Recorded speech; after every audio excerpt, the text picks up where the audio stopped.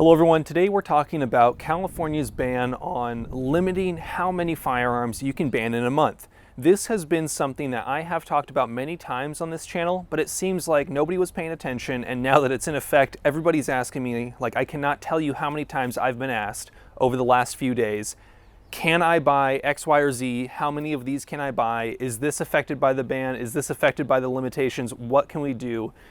Well, today I'm going to answer your questions very simply. It's going to be a very short video.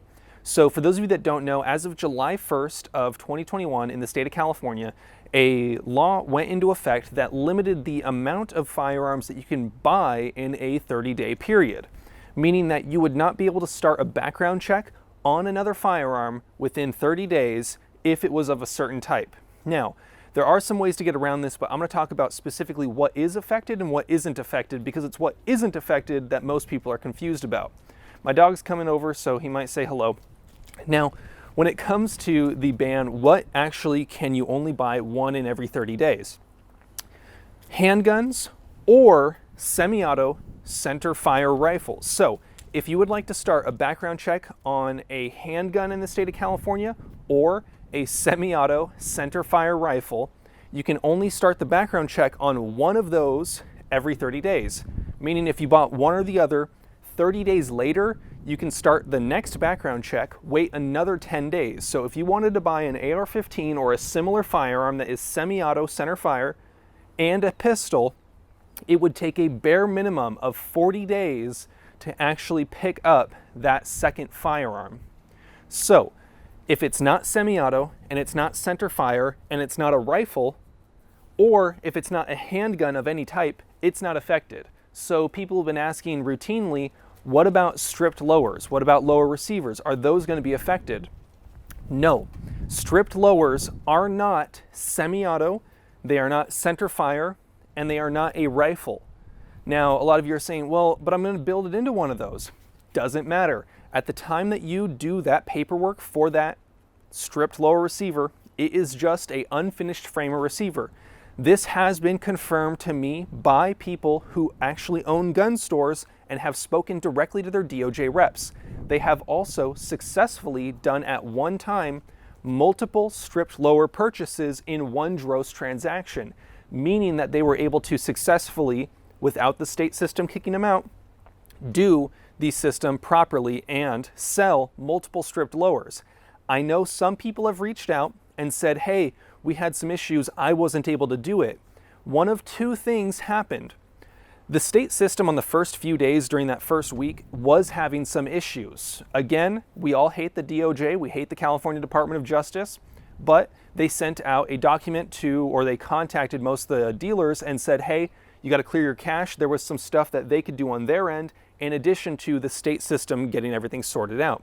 So as of right now, it should be all good. If you are still having those issues, your gun store needs to contact their DOJ representative, because you can currently do as many stripped lowers as you want, as many rimfire rifles as you want, as many shotguns of any type as you want, as many non-semi-auto centerfire rifles as you want.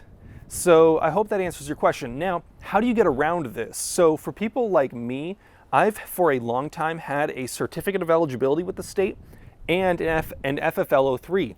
The main thing that benefits me in is it allows me to have ammunition shipped from online sources outside of California straight to my door.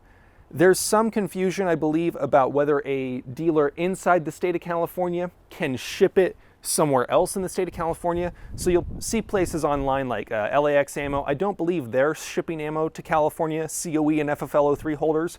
But for example, I buy a lot of ammunition from Target Sports USA. I send it up, I say, hey, I want this. I go online, I check it out, boom. It comes right to my door, no problem, because I have a COE and an FFL03. The reason we're talking about that today is because it also exempts you from the 1 in 30 restrictions.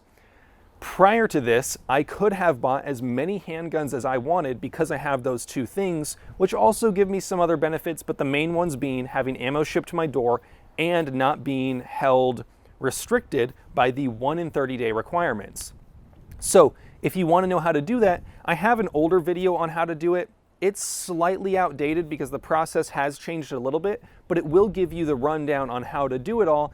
If there's enough interest, I might make a updated video on how to do it when I get my friend to do it, because it'll be a little bit better for me to understand the process, having firsthand experience how long it took as of right now, because I did mine back in 2018 or 2019, I believe.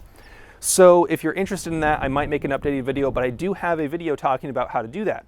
So bottom line, if you're confused still, I don't know how you're still confused, but 1 in 30 day for handgun or semi-auto centerfire rifles does not apply to stripped lower receivers.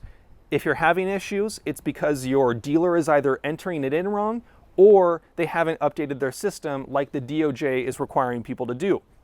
If they are still having issues, they will need to contact their DOJ rep and resolve it. If you don't want to have to worry about that at all and be exempt from the 1 in 30, you can opt for a COE and an FFL 03, which would also allow you to have ammunition shipped to your door if you're not in one of a few municipalities, like I believe LA and Marin, maybe Oakland. So if you're in one of those areas, you might want to double check, make sure that there aren't citywide restrictions on shipping ammo to your door. Let me know what you guys think down below. You guys know the drill. Have fun, be safe, stay dangerous. Peace.